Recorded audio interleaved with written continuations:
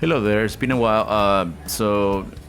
One of these nights my computer decided not to work anymore, so I tried the 10 seconds to hold the button, but didn't work. So I went to the next day to the Apple Store, and as I walk in, I make an appointment with the Genius Bar.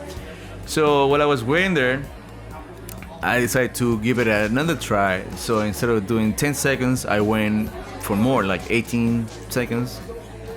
And then out of the blues,